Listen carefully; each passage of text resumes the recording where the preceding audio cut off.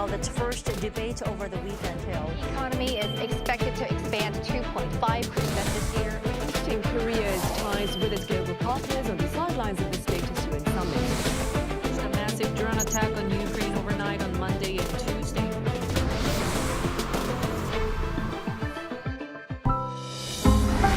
Arirang.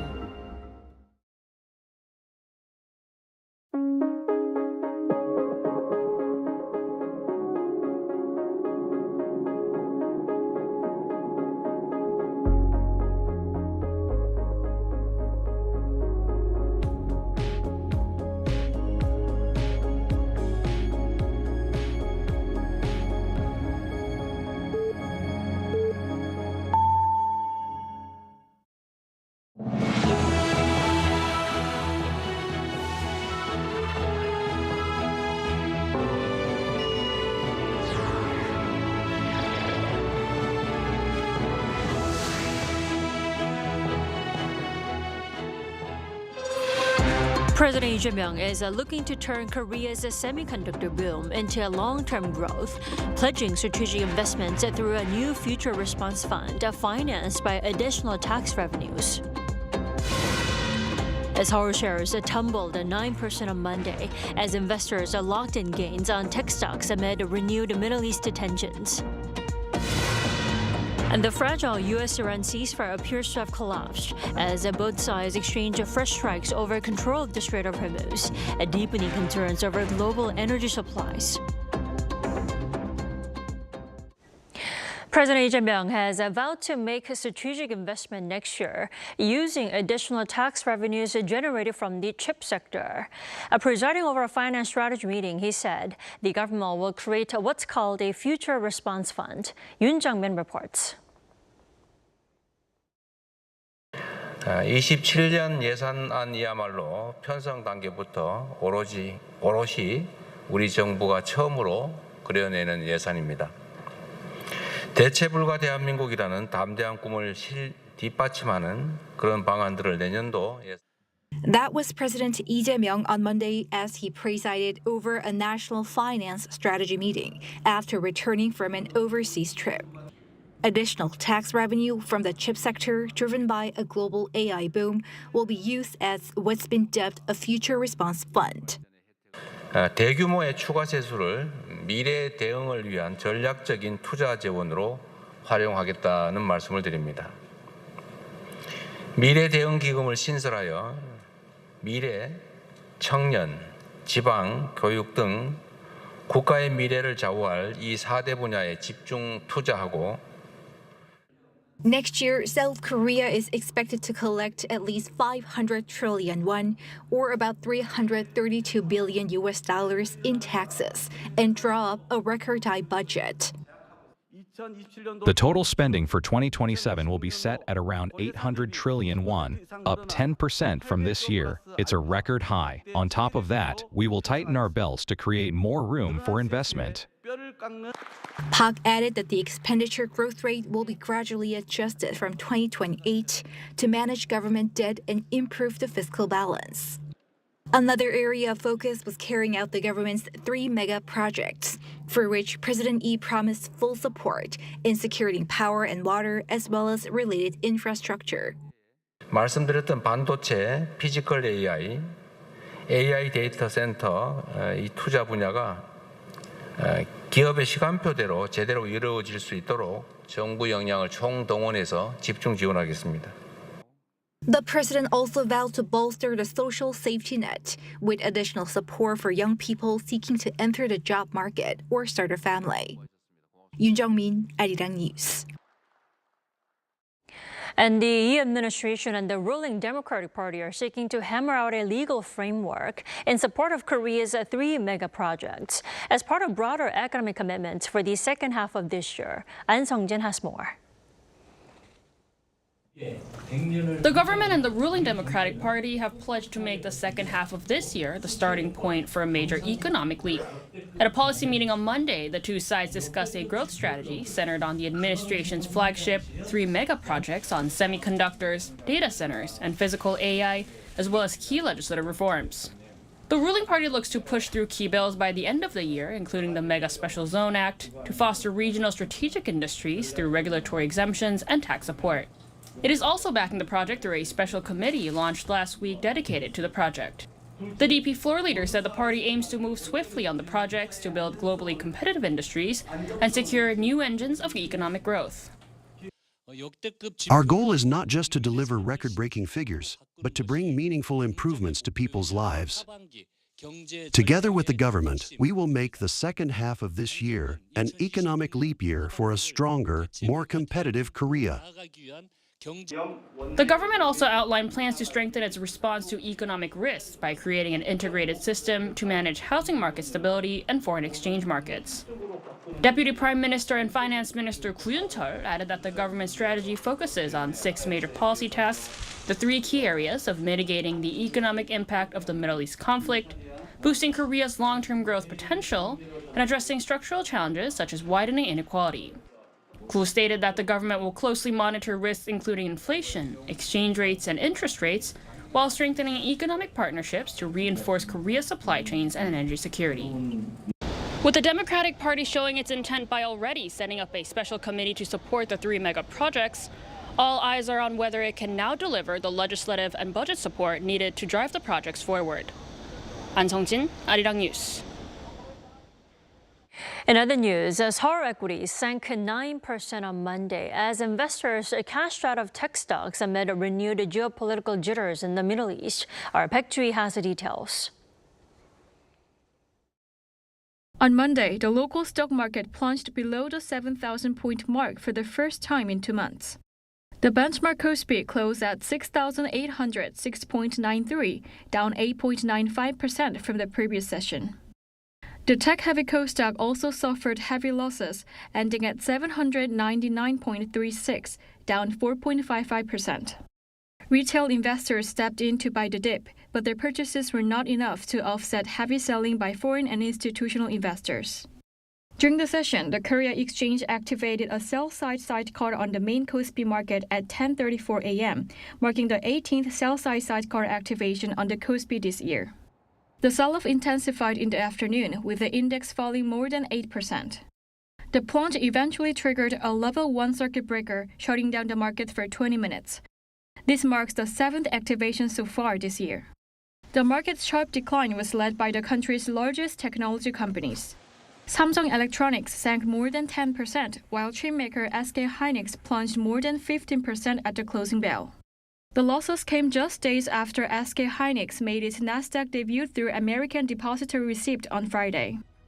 Despite the successful debut, institutional profit-taking and growing geopolitical risks fueled heavy selling in the domestic market.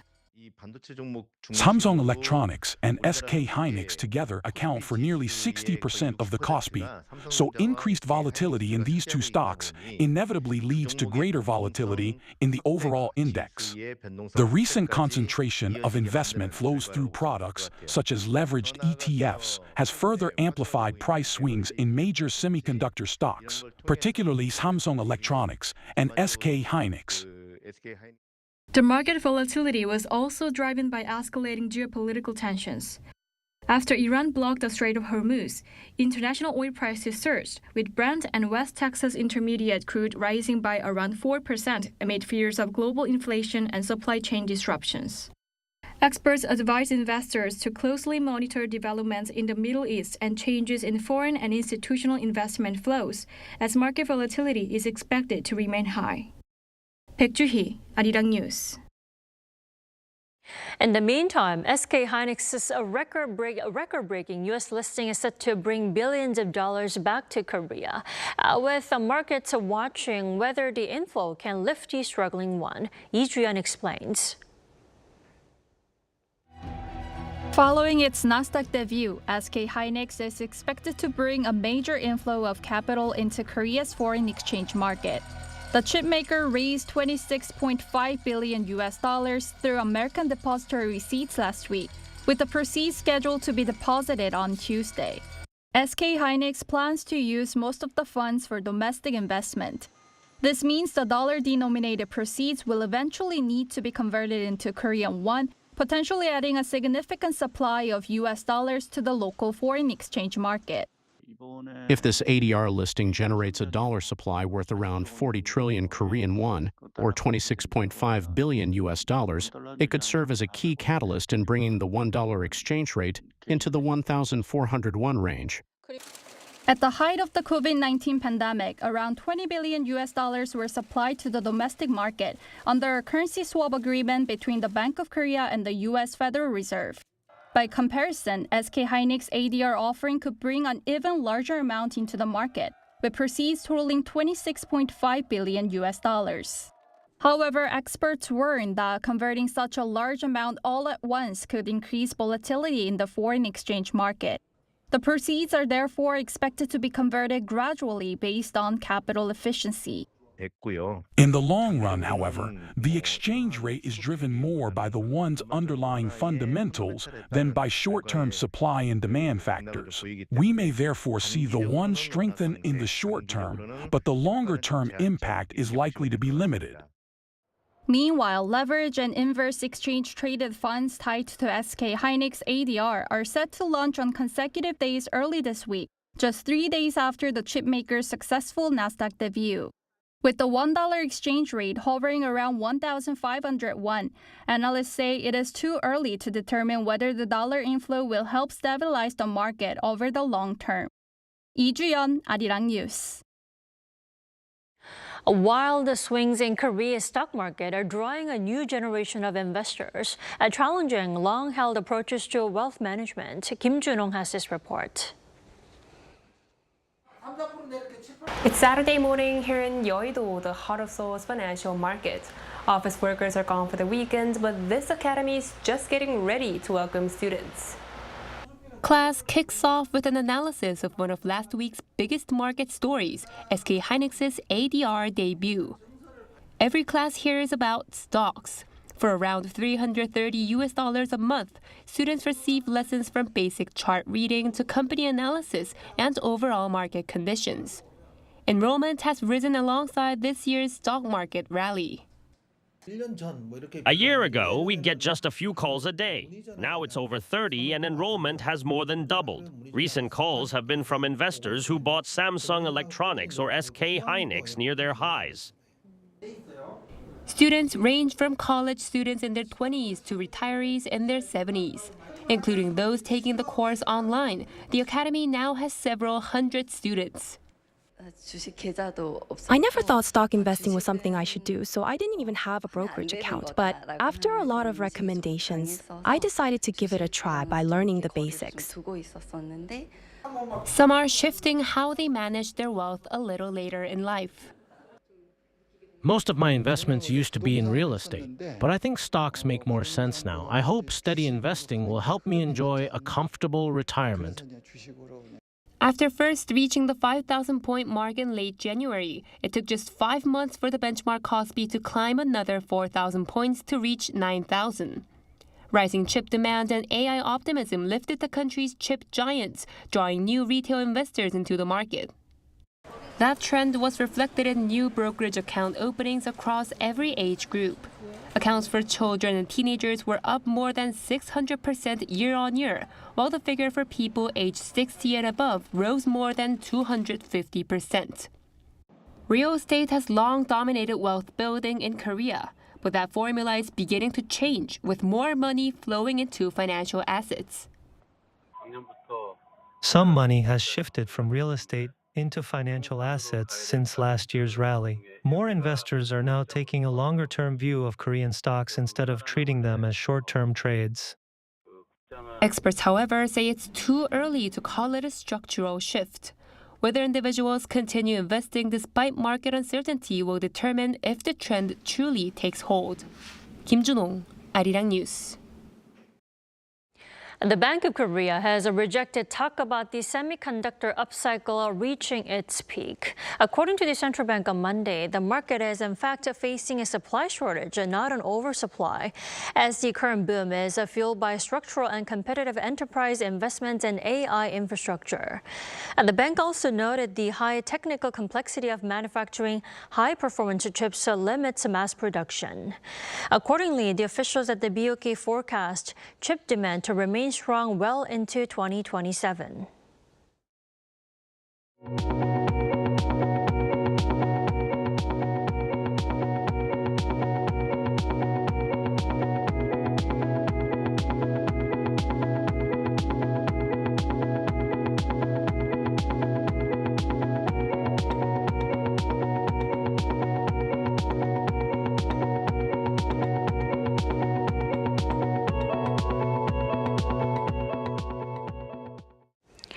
Fears of a full-scale war between the U.S. and Iran are resurfacing after renewed strikes and retaliation shattered last month's ceasefire. Kim So-young has the latest.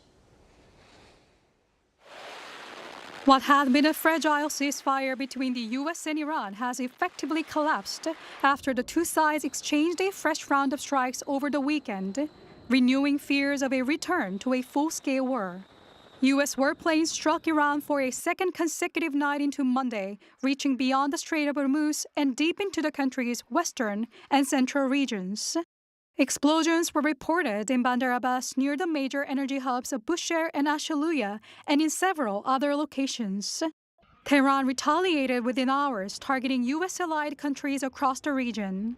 Sirens sounded in Bahrain, while Kuwait's military said it had intercepted what it describes as hostile aerial targets. Jordan also said it intercepted 4 missiles that entered its airspace. Iran's Revolutionary Guard claimed it had struck U.S. military facilities in Jordan, Bahrain, Oman, Qatar, and Kuwait, and warned that Gulf energy infrastructure could be targeted next if Washington did not back down. Neither side is backing down in the dispute over the Strait of Hormuz. Tehran insists the waterway will remain closed until further notice. U.S. Central Command, however, says Iran does not control the strait and maintains that it remains an international waterway. At the United Nations, Secretary General Antonio Guterres called for an immediate end to the fighting, warning that a full-scale war would have catastrophic consequences for the region and for the global economy. The 60-day extension agreed last month has now reached its halfway point, and with strikes mounting, the future of the talks is increasingly uncertain. The uncertainty is already rippling through energy markets, with oil prices rising more than 3% on Monday as both Brent crude and U.S. West Texas Intermediate posted strong gains. Kim So-young, Arirang News. Korea is sweltering under an intense heat wave with scorching temperatures and tropical nights affecting much of the country on Monday. To feel the heat firsthand and hear how people are coping with the weather, our Park Juna went out to Gangnam Station. In Seoul, stepping outside feels like walking into an oven. Korea is grappling with intense heat, with heat wave warnings and advisories issued across most parts of the country. On Monday, daytime highs in Seoul soared to 33 degrees Celsius. But what makes the heat truly unbearable is the humidity. The Korea Meteorological Administration explains that the extreme heat is being driven by 2 powerful high-pressure systems over the Korean peninsula, combined with warm, humid southerly winds. Because of the high humidity, the heat index, which is how hot it actually feels, is pushed up by 1 to 2 degrees, hovering around 33 to 36 degrees Celsius nationwide. It feels like I can't breathe the moment I step outside. It's so hot that I try to stay indoors as much as possible, and I just keep drinking lots of water. We live in the desert in Mexico, so it's very dry, but also really, really hot. And here it's just really hot and really humid, so we're like sweating a lot. The southern city of Daegu saw temperatures skyrocket to 37 degrees. And the heat does not fade even after the sun goes down, leading to widespread tropical nights across the nation. However, help is on the way. A low-pressure system moving in will bring monsoon showers nationwide, starting from Jeju Island. With most areas in Seoul under heatwave warnings, the scorching hot weather may continue until it rains, with showers expected on Tuesday. Park Junan, Arirang News. Director Na Hong-jin's new sci-fi thriller Hope has recorded the highest advance ticket sales of any film released this year. According to the Korean Film Council, more than 380,000 tickets have been reserved as of 10 a.m. Monday, 2 days ahead of the film's release.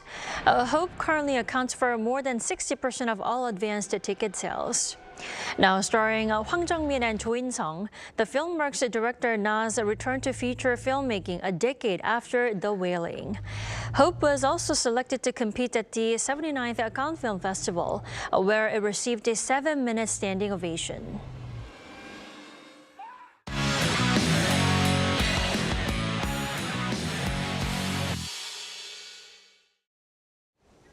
Time now to take a look at what's been happening in the world of sports. For that, we have our sports editor, Paul Neat, joining us in the studio. Hello, Paul. Hello. Paul, back-to-back major wins for Ryu Hae-ran here. Yes, this time the Amundi Evian Championship in France. The win on Sunday came via a playoff with Yu and Brooke Henderson of Canada finishing at 19 under 265. Yu birdied the first playoff hole for her 5th LPGA title overall and the winner's check of $1.4 million.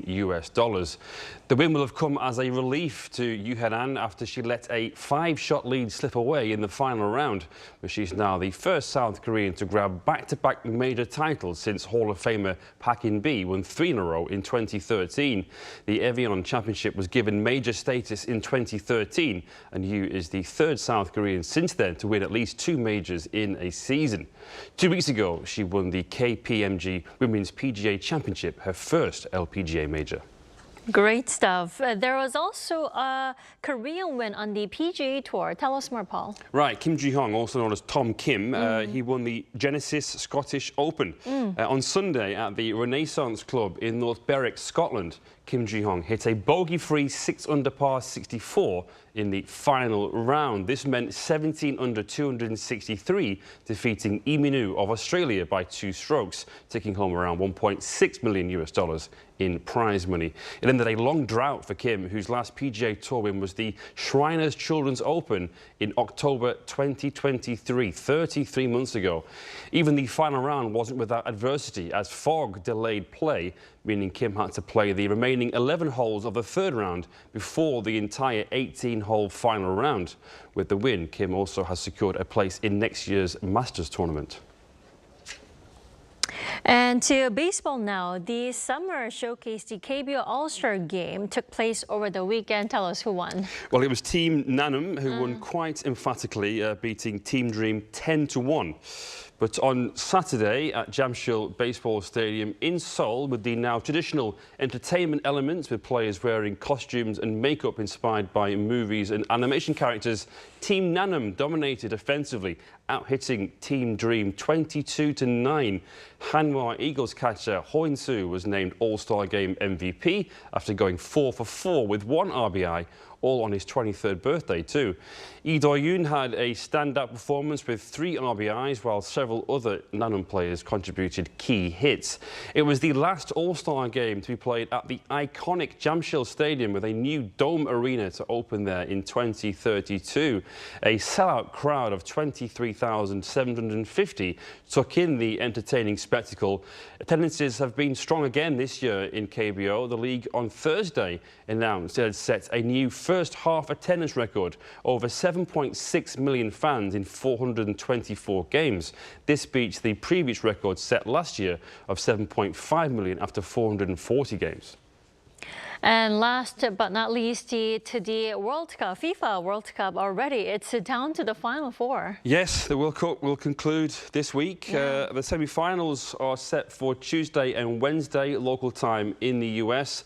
After beating Morocco, France will take on Spain, with France looking to reach the final for 3 World Cups in a row. Spain beat Portugal in the quarters and are looking to reach a final for the first time since 2010, the year they won the World Cup. In the other semi, holders Argentina take on England. England beat Norway in the quarters and are looking to reach a World Cup final for the first time since 1966. Argentina came back from 2-0 down to beat Egypt to keep their title defence alive. The final will take place on Sunday in New Jersey. Some exciting games to keep us entertained over the weekend. Paul, I'll see you next Monday. Thank you. Yeah.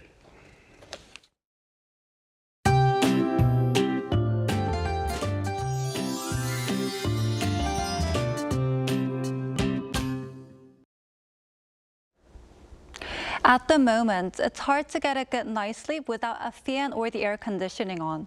Seoul has logged tropical nights for 2 nights in a row, and tropical night alerts remain in place across most of the country.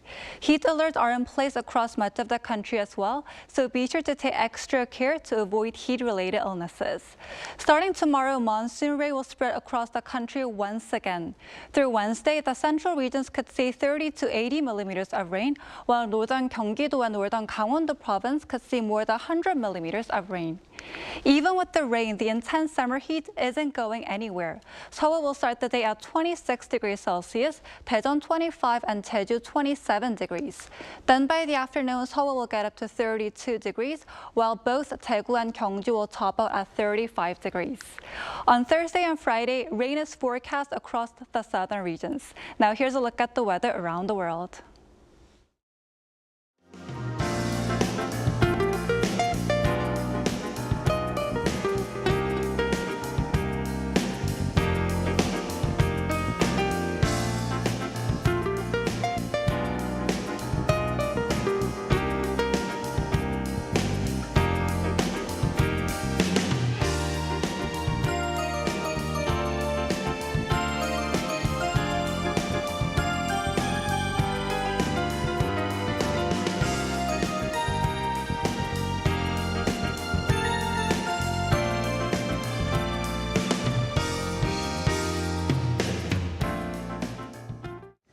That's all we have for tonight. I'm Kim Dami. From all of us here at Arirang, thanks for watching and good night.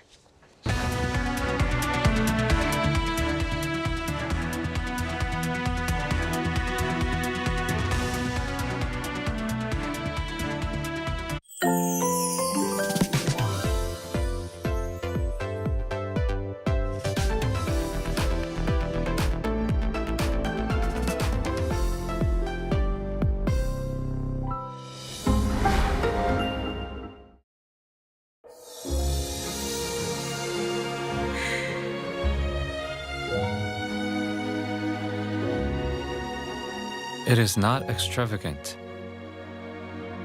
It isn't even symmetrical. And yet, why does it remind us of the moon? This is the white porcelain we now know so well, the moon jar.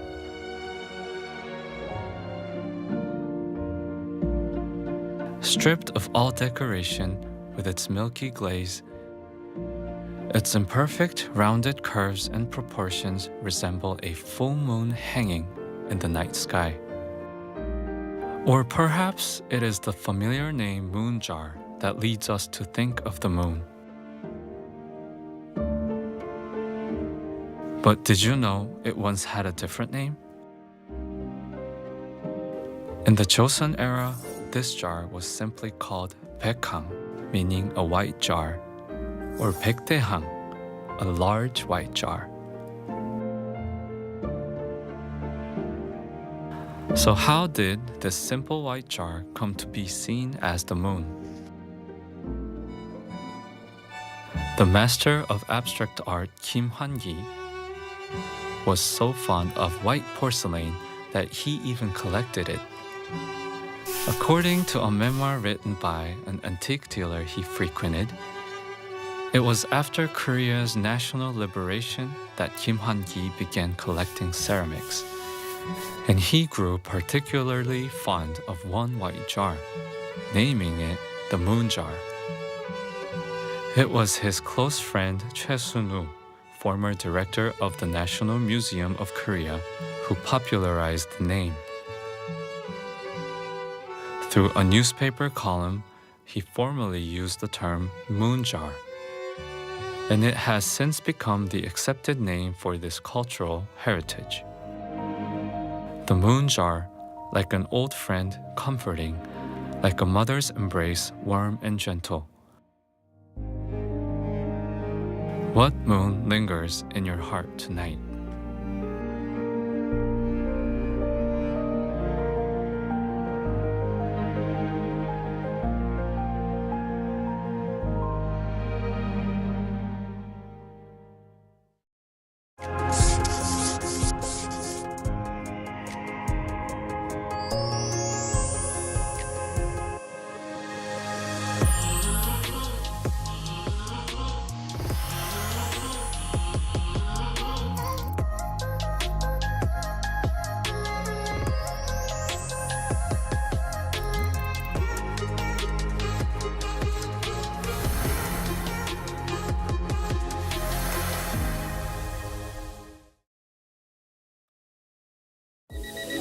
When did it all begin? The beginning of joy embedded in daily life, where steps of learning meet a bigger world, and history coexists. The legend continues. Innovative technologies come together to unfold a new future, building a better tomorrow. A joy accessible to all, always present in your daily life. JDC. Knock knock! The magical door to the world of K-animation is swinging wide open. Meet your instant new BFF, the adorable Catch. Tina Ping will have you hooked from the very first glance. Need a hand? Our Robocar Poli Rescue team is always zooming in to save the day. How about tagging along on Pinkfong and Pal's super exciting quest to reclaim their lost magic?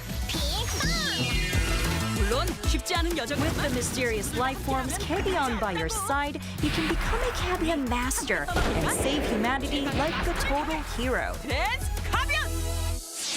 Protecting children's innocence while igniting their boundless imaginations. That's the magic of Korean animation. K-animation, the ultimate bestie for kids worldwide.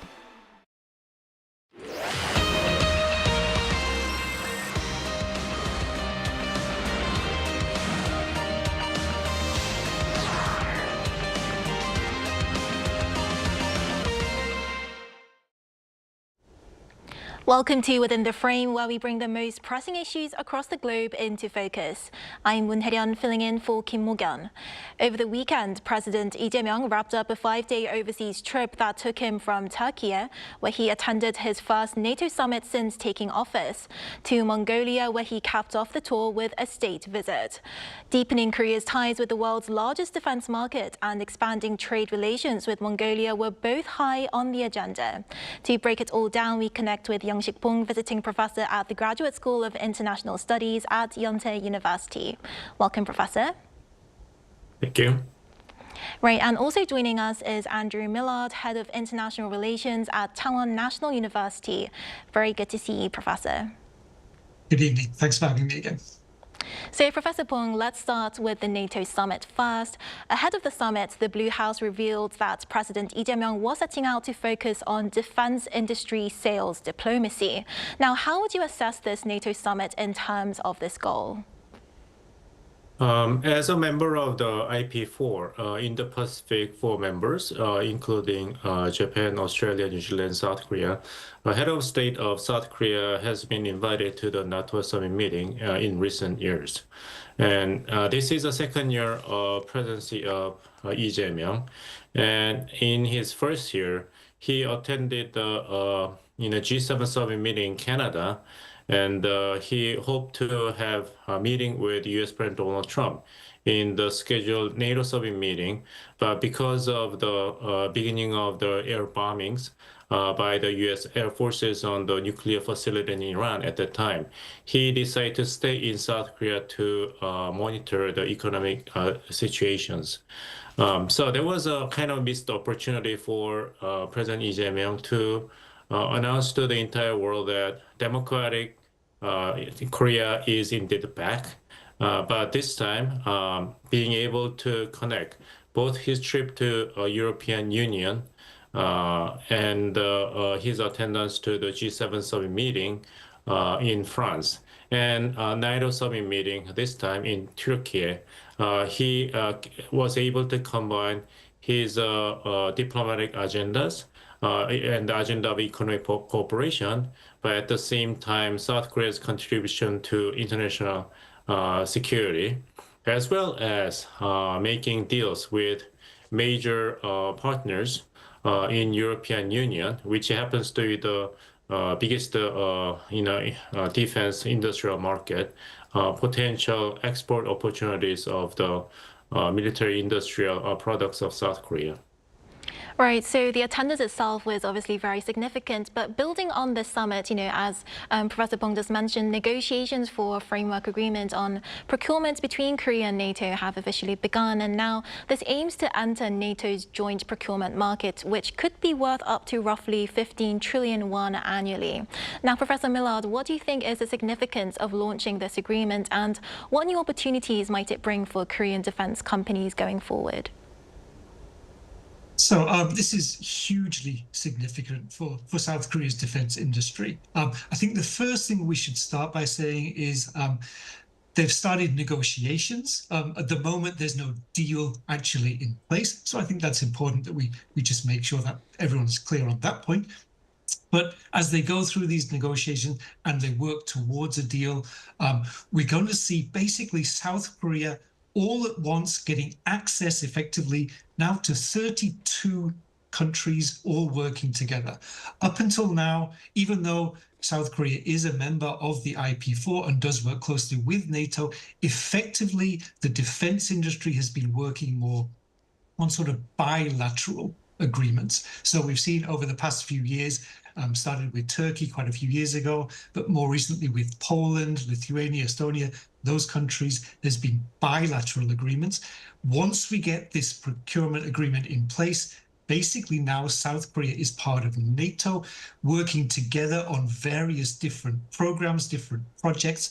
So effectively, this is Korea all together working at what, basically promoting itself, selling its products, selling its capabilities to 32 major powers all at once. So this is really the biggest benefit, the most significant. But of course, it's also much more binding.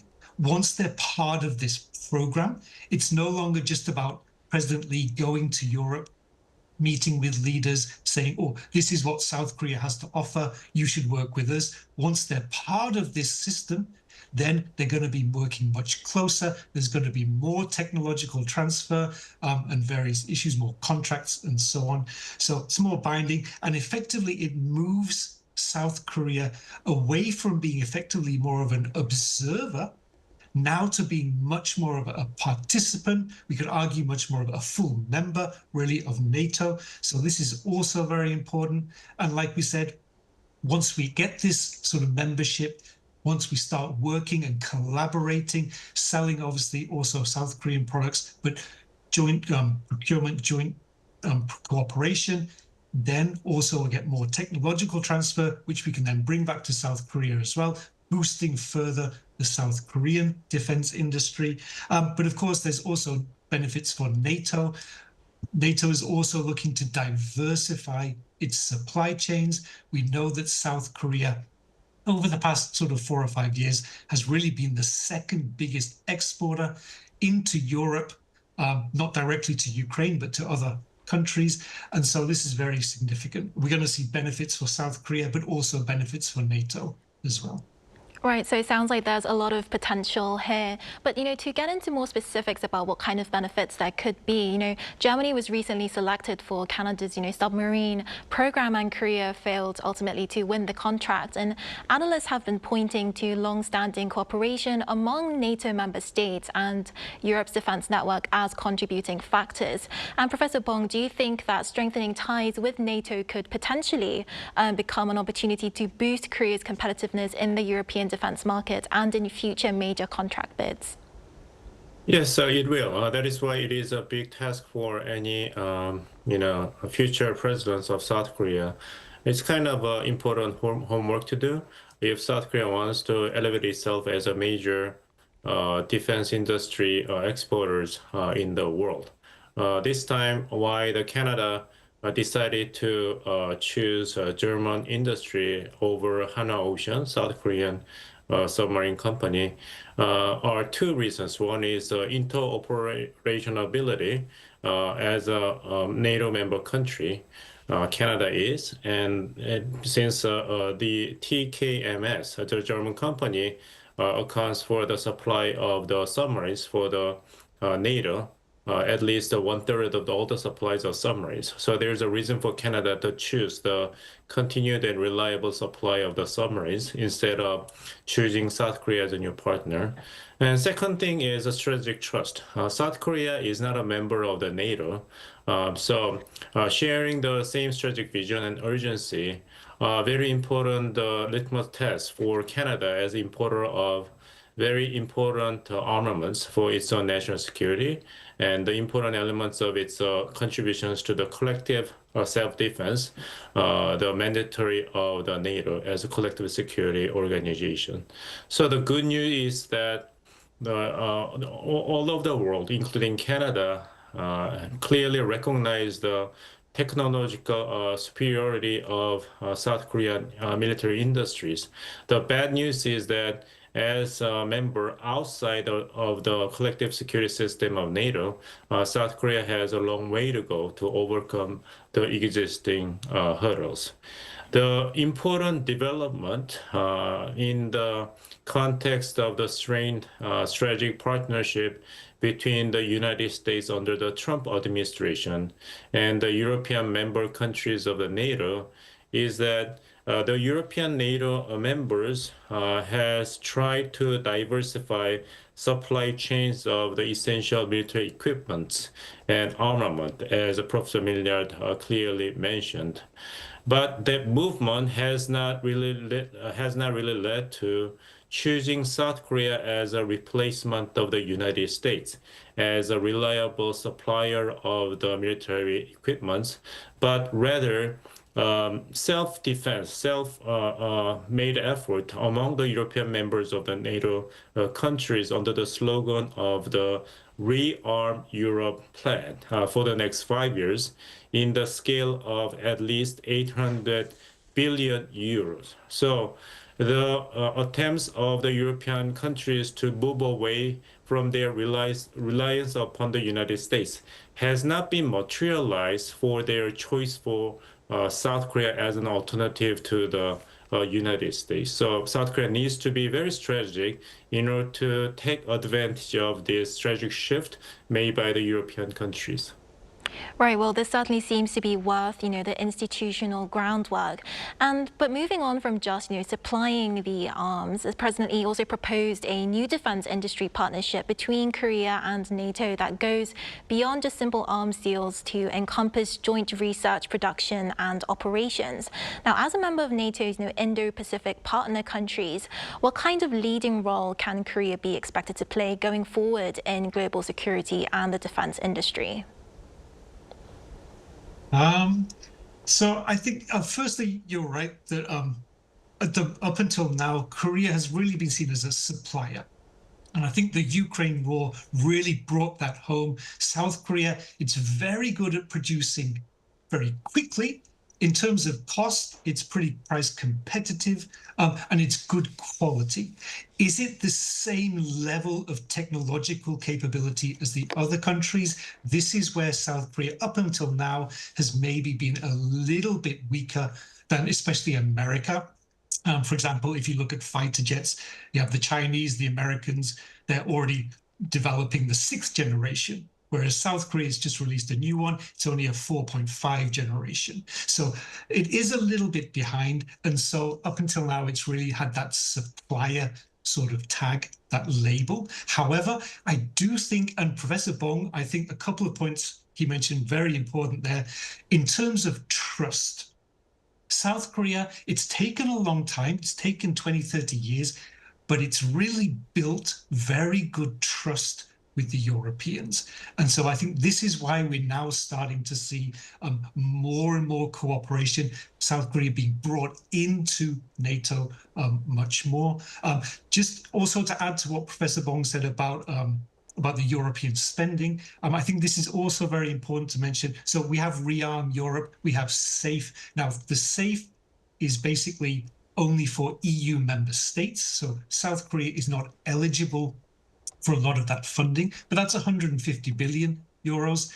There's another 650 billion euros worth of defense spending, which actually South Korea, through Rearm Europe and Readiness 2030, is eligible to accept.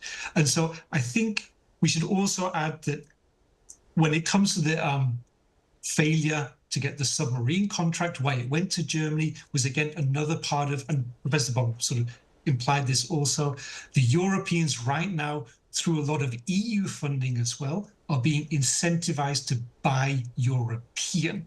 So I think even in the future, once South Korea does start in terms of joint procurement, joint production and so on, I think it is going to take quite a while for South Korea really to boost its exports as well in other areas. I just wanted to add that as well. When it comes to the Indo-Pacific, however, this is really where South Korea can play a bigger role, especially compared to Japan, Australia, New Zealand. If we look at the NATO summit that just happened in Ankara, who was there? President Lee was there. However, for Japan, Australia, New Zealand, it was only the defense ministers. The leaders were not there. So this shows that South Korea is much more interested. It's prioritizing these relations much more. And the Europeans, the NATO leaders, they will recognize this. They will see South Korea is on the ball. It's prioritizing these agreements. And therefore, later on, when the Europeans, when they're looking for more trusted partners in Asia, in the IP4, they're firstly going to come to South Korea rather than the others. So I think altogether this idea, and Professor Bong mentioned trust, is very, very important. And I think for Asia, South Korea is doing a much more aggressive role and quite an important one. Right, so both of you have flagged trust as, keywords throughout this conversation. And, to expand on this and, Korea's relations with European countries, Korea pledged $100 million in support for Ukraine while maintaining its position of not providing any lethal weapons. Now, Professor Bong, how would you assess this diplomatic approach, considering Korea's relations with both NATO allies and Russia? It is essential for South Korea as a sovereign country to maintain productive and friendly relationships with both European countries, Ukraine and Russia. And South Korea's position has been persistent, meaning that South Korea has been really aggressive in providing humanitarian assistance to Ukraine. But South Korea has stopped at providing weapons of mass destruction to Ukraine because it will be in violation of bilateral agreement signed between the former Soviet Union and today's Russia and South Korea. So what's going to happen after South Korea pledged to provide massive amount of financial assistance to Ukraine?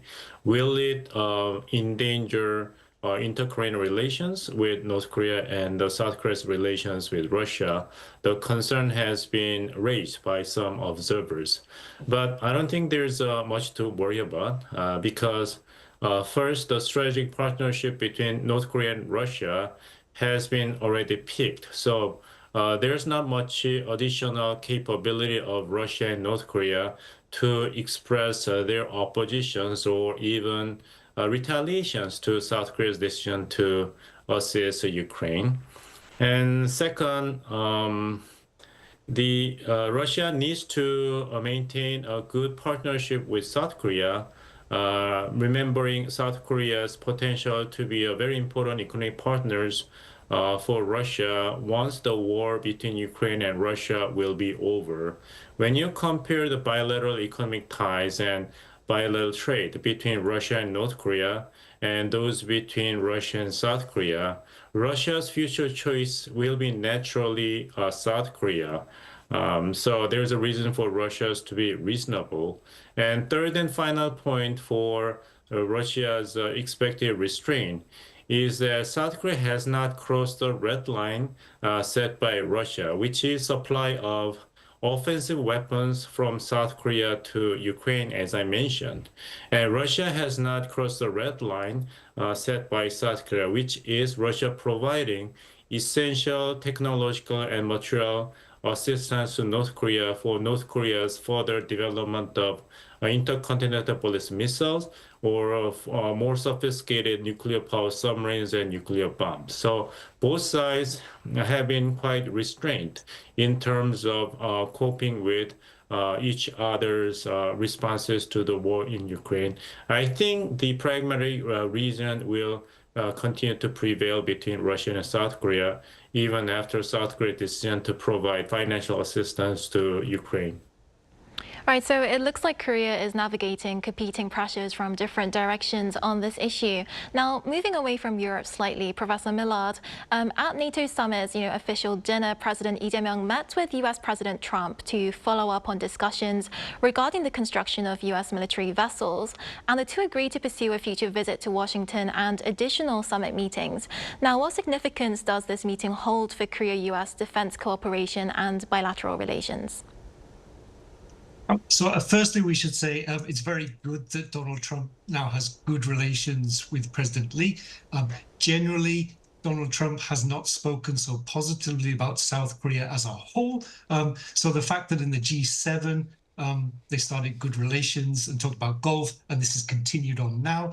This shows there's a very strong personal relationship developing, and Donald Trump golf diplomacy, very important for him. But more important than that, we now have these working level meetings taking place much more often, and it's at the working level that things really get done. This is where we see the tangible results. So this could be development cooperation, more contracts, technological transfers happening, joint cooperation, joint ventures, and so on in the future. So we're seeing more and more of this happening. So there's deeper and deeper, again, more trust between the US and South Korea. But generally, on the whole, I think in terms of defense, generally relations were pretty good. The fact that it's now overspilling into submarines and the maritime industry, this is very important. And I think Donald Trump, the US administration, also starting to recognize the value of having South Korea on their side, having good relationships for a strengthening US shipbuilding industry, because South Korea, even though it's only the second biggest producer, actually South Korea produces technologically very, very complex ships compared to China and even compared to Japan. So South Korea really has the big advantage here, and it's in the favor of the US for defense as well to have good relationships in this area. I like to jump in to express my concern. Although in general, I agree with Professor Miller about the solid nature of current bilateral partnership between the two countries as security allies. In terms of moving forward to realize what is agreed in the fact sheet as a result of the summit meeting between U.S. President Donald Trump and South Korean Lee Jae-myung last year, many issues are tangled, especially the concern for U.S. corporations being discriminated in the South Korea's domestic market in the aftermath of the scandal with the company Coupang and the U.S. accusation of South Korean government. And the recent development inside the U.S. Congress, especially the adoption of a report by the National Security Committee of the U.S. Senate, which ties transfer of wartime operational control from the United States to South Korea and the construction of nuclear power submarines jointly by the United States and South Korea. Then when these issues will not be smoothly settled at the level of top leaderships, then fulfillment of the major agreements, especially the wartime operational control transfer and the construction of South Korea's own nuclear power submarines can be rejected or even significantly postponed, then there will be a big blow to the future of the security cooperation between two allies under the current leadership. So if these two leaders are going to meet person to person, either in Washington or in Seoul in near future, then the economic issues should be settled in order to these two allies to move forward with the security issues. Right, so some very interesting discussions between both our professors here tonight, but that's where we'll have to leave our discussion tonight. Professor Pong and Professor Millard, thank you very much for joining me this evening and sharing your insights as always. You're very welcome. Thank you. Hope to speak to you again very soon. So that will be all from us from Within the Frame. Be sure to tune in next time as we continue to explore the stories that matter. Until then, stay informed and engaged.